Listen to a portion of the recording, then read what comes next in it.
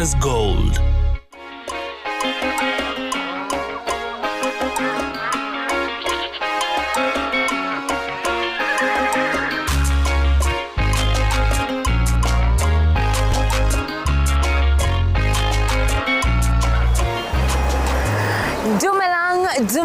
Dumelang, Sani Bonangani. That is how they pass greetings in this side of the world.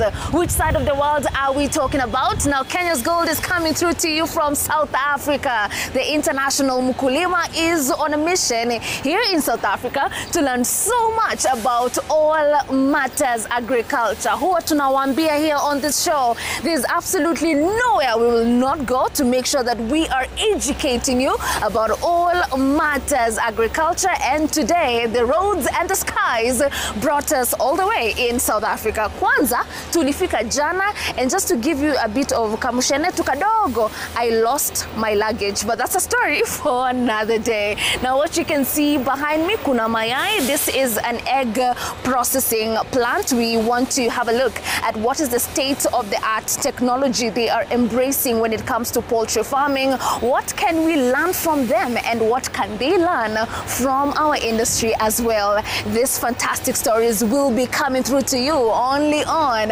Kenya's Gold. But to kickstart the program today, wacha twende pale Uganda. We will be meeting our farmer of the day, Mr. Joseph Ochieng, who will be talking to us about the state of agriculture in Uganda, mambo ya climate change, na yeye amejitayarisha aje to deal with all matters climate change.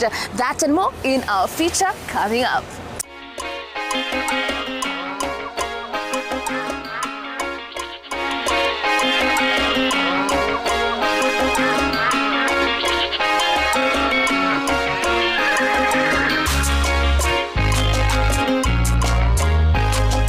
It's another very hot day for us here in Tororo, Uganda. And of course, we're here to learn so much about all matters agriculture. Now, if there's one particular thing that we have been talking about is the effects of climate change on agriculture. Now, I'm here to tell you that climate change is not just affecting us back at home, it's also affecting the farmers in this country. But the good thing is they have adapted to mitigation measures to make sure that they are able to continue with agriculture in the wake of climate change. Now, in this particular farm, Coffee Farms, we will be learning so much about those mitigation measures and also how to make sure that you as a farmer are making smart market decisions. Come along with me. Let us meet our farmer and experts of the day.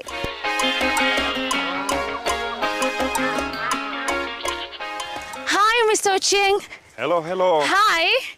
Hello. How are you? Yeah, thank you. I'm trying to find my way in here, but it seems like you're coming. So let me wait for you on this other side. Thank you. Hello. Hello. How are you? Okay. Thank you so much for having us here at Coffee Farms. And thank you for coming too. Of course, we're so happy to be here. You're very heavy on mixed farming. Just Humble, walking down humble, here, there's humble. so much. Humble. This farm is not ending. Yeah, sure. Thank you for having us here. Humble. And I just wanted to start on a light note. Unajua mtu akisikia tuko Uganda, and then they're hearing the word Ochieng, the name Ochieng. They're like, eh, isn't this a Kenyan name? No. So tell us about this tribe of people Sure. that are in Uganda. Yeah, sure. Thank you very much. This is Tororo, first of all. And my name is Ochieng, just like you said.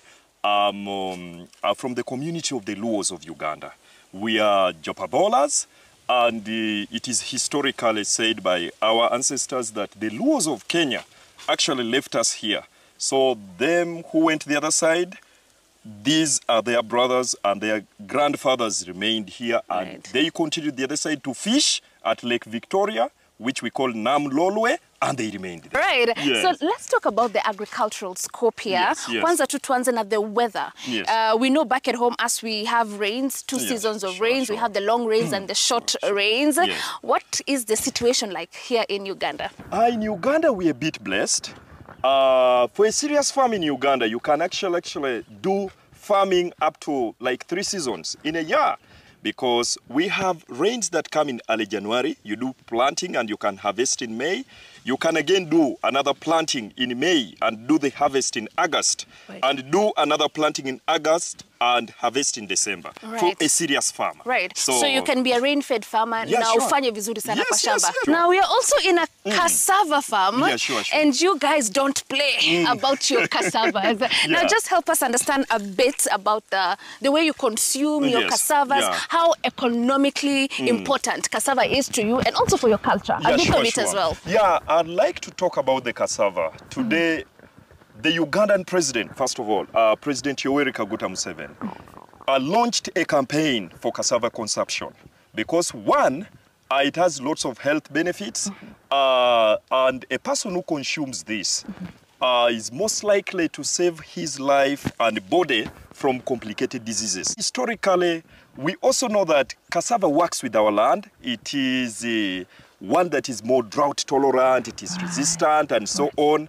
And it doesn't easily rot. So when it comes to issues of addressing hunger and so on, this is the fastest.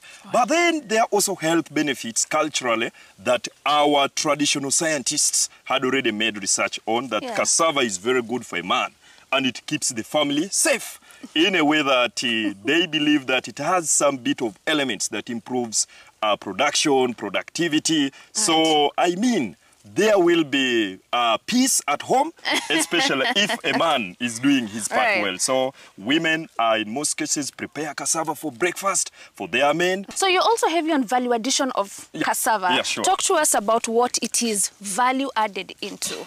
Yeah, so cassava, there are different components that we consume cassava with.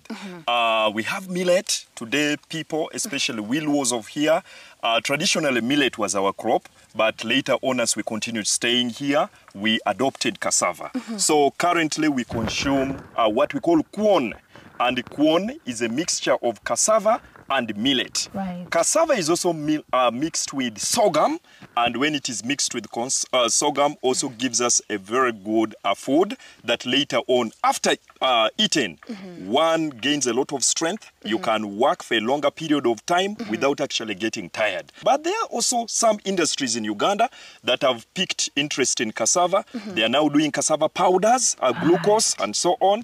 They're also doing, there's also current research going on to pick and extract some medicinal values directly from cassava and take it into pharmaceutical industry. Great. Now talk to us a lot more about how climate change also has impacted agriculture here and some of the mitigation measures that you're putting in place. Kuna wakati ulikuwa umeniambia on a side chat you have particular trees that are helping you so much in conserving the environment. What kind of tree is that and how does it play its role? Yeah, so I would like to first of all take you, Violet, to this tree. This tree, we call it the Calandra. Yes, this Calandra tree plays a very big part both in the livestock industry. Once consumed, the animals gain a lot of milk and it has a lot of proteins in the animal life, this very tree. But you can see, just check from the crops itself, you'll find that the crops nearer to the tree are more healthier than the crops far away from the tree. You'll see that these ones are green, their stems are a bit bigger. When the leaves of these trees fall down and rot, it improves on the nitrogen content of the soil, which is very, very important for the soil. So the rotting of this tree, the tree leaves, adds a lot of value to the soil. But at the same time, the shade that it adds, the shade that it does add down here, makes the soil moist. The same applies to this type of tree. Check the maize near the shade of the tree. You'll find that they are more healthier than the maize away from the shade. So you said this one is called Calandra. Calandra. Good. So it's pretty much playing the role of like a leguminous plant, nitrogen fixing in the soil. Right, so if I want to grow it back at home, I want to adopt this. Yeah, sure. Kuna mbegu yake ama how do I grow it? Yeah, we have the seeds. Seeds can be harvested. Right. Then do nursery of it. And then, you pack it back home. I'll make sure I live with the seed. So that I can go and do it back at home. It will be good. We shall get it to you. Right. All right. So also here I can see you're very heavy on greenhouses. Good. Right. So in this day and age, why is it so important for you to adopt the greenhouses? And what are you growing inside the greenhouses here? Yeah. So about our greenhouses, we have what we call the bell peppers. or some people call it the sweet peppers. Right. The sweet peppers, when ripened, it is yellow or red, and it's in the family of the green peppers. Right. Same smell, but it has a bit of a stronger aroma as compared to the green peppers. Now, in the scientific world, such type of crops can't be farmed in an open space. So it needs certain conditions because they are sickly, and the greenhouses and the design of it gives it a chance to survive the sicknesses, but at the same time it gives it a conducive environment, the temperature it needs in order for it to grow. So we have decided to go for that type of a crop because in terms of economics, it does so well.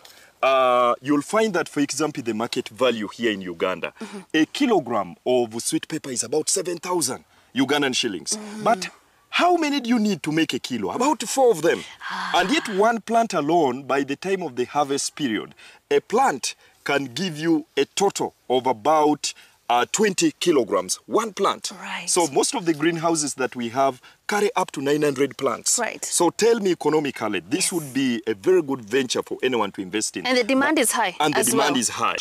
So now also something that you're very major on in this farm is fruits, and I want us to walk as we go and see some of these fruits. That's okay? Thank you. All right, let's go. And I want you to talk to us about the different kinds of fruits that we have here in Kofia Farms. So thank you very much, Violet, again.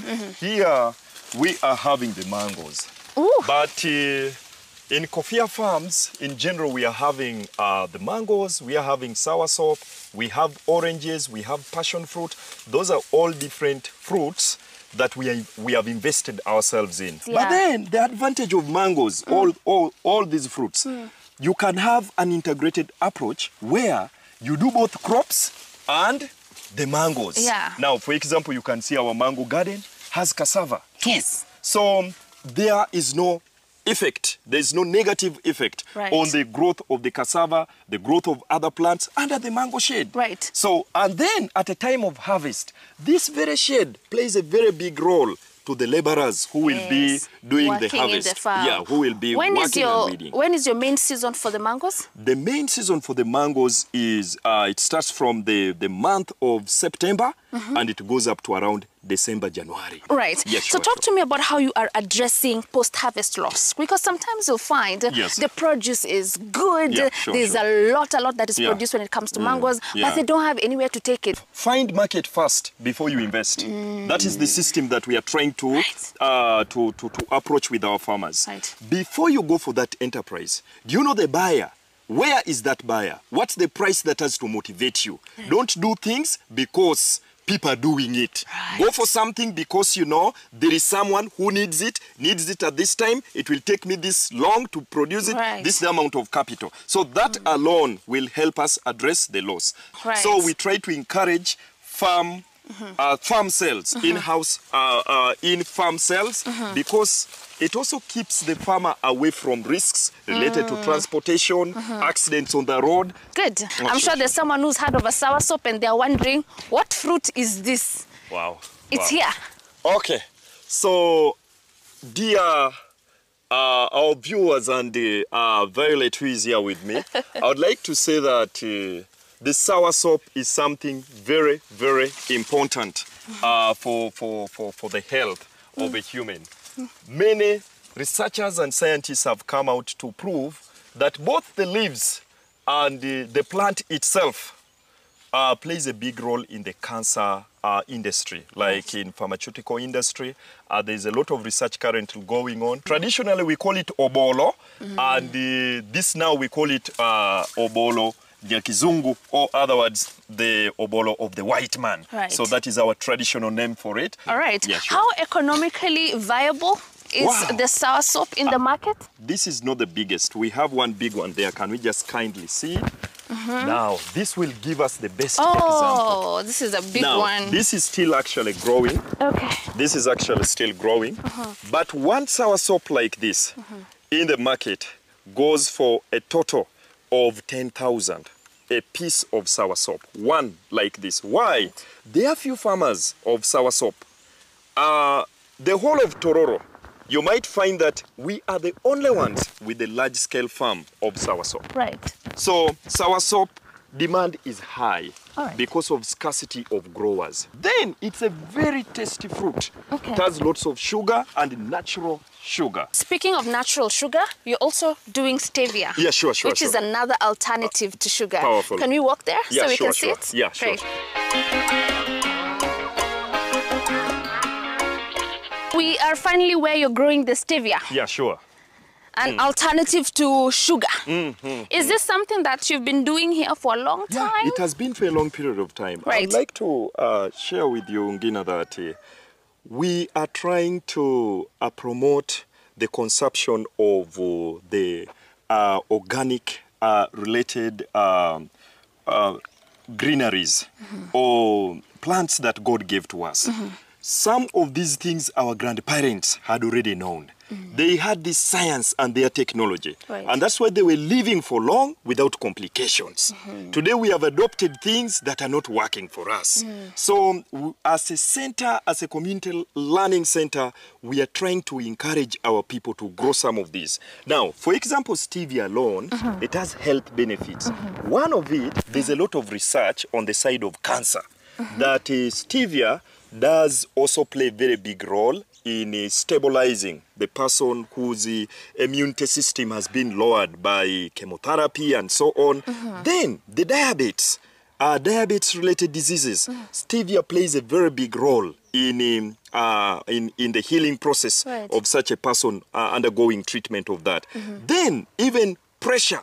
There are people who are currently fighting pressure and so on. Others even think the devil has attacked them. So stevia plays a very big role. It is encouraged, it's very important that when people reach a certain age, maybe 30s and above, adopt the consumption of this in your tea. Take stevia in your tea. So how will I take it in my tea? Now, when it comes to stevia, you simply have to get some of these leaves and the stems, boil it. You boil it in tea. And when you boil it in tea, you'll find that that water, the product that has been boiled with the stevia, has some natural sugar taste, sugary taste. It will not be just water plain. Right. It will have some sugary taste that has been released. And they say it's sweeter than the processed sugar. And it is sweeter than, because it even has aroma. Right. It even has the aroma. Right. Our ancestors knew it. We ignored it because we went for urbanization. But we want now an integrated approach. If you have your big house, at the balcony, can you have flowers of stevia? Right. So that you have natural components in your body. Right. Yeah, sure. Something also I've heard from different agricultural players in Uganda is that your soil is very fertile. Yeah, sure. How are you maintaining that? Now there's the question of soil and fertility. It varies. Well, when it comes to other part of the communities, the soils are still virgin and doing well. But in this part of the region, Tororo in specific, our population has slightly gone up. And the soils, the more you utilize it, the more the mineral elements are exhausted. Right. So because of that, we have come up with technologies of trying to address such a gap. Right. As we continue planting the plants, we also use the organic manure, the organic components of manures and so on. We introduce it. I'll show you places where we make our manure from. Right. So we use manure from the sewerage systems. We get it, then process it by heating it. There's a process called steaming, where you burn all the living elements that might be in it, in case there are seeds and so on. The same applies to from the cattle, from the cow, the cow dung and so on that has decomposed well. We also steam it, and after steaming it, we mix it with our soils and we improve. But most importantly, since this is a community learning center, everything we do it from a learning point of view. You see these plants, all of them have a menu.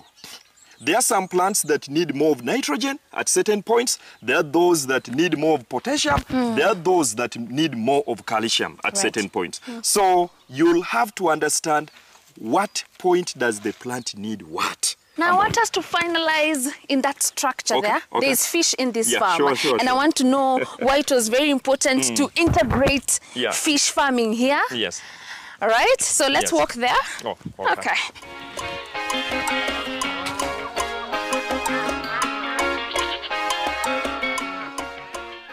There you go. You've heard from Mr.